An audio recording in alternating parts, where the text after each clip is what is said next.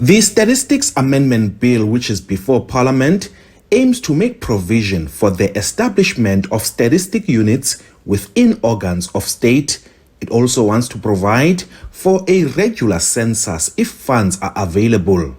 Currently, the census is conducted every 10 years, and there are concerns that that information can be outdated as time goes on. It will be 10 years according to current practice. However, the minister may direct the statistician general, and on the advice of council and the statistician general, of course, funds, pending the availability of funds, we can actually conduct a census at any given moment. So we don't have to wait for 10 years. And this clause was actually built in. The Reserve Bank has raised concerns about Stats SA's refusal to provide information collected from surveys. However, Stats SA says if this is allowed, it could deter people from participating in its surveys. Any information that we share with the South African Reserve Bank chairperson takes away the identifiers. So nobody, including the Reserve Bank, can see which company returned what information. At persons level, we collect information about income and expenditure of individuals, their living circumstances, and we collect information about their employment rights. This also affects information on undocumented migrants.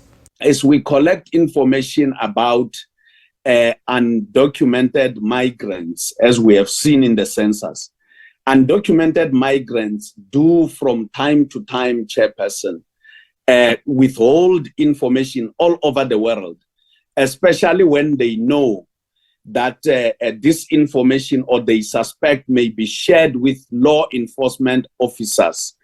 And in the process, they would withhold the information. Our arrangements, as is in other countries, with people who NGOs or any other agency that represents them, is that we have a confidentiality clause at Stats SA. There are also concerns on the right of privacy of individuals.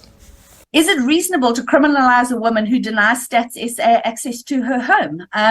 So I think this is something that we have to look at quite seriously, because there are two ways we can approach it. First, that the right of private dwellers to refuse entry should be dealt separately to that of organs of state and other land premises, and come up with a solution there. It would be very difficult for us to sit somewhere, or our field workers to sit under a tree and assume that their households that we haven't gone to interview at their point of stay. So we don't insist on getting to their kitchen or their bedroom or their house, but as long as we have access, because we have to do observations of what we are capturing.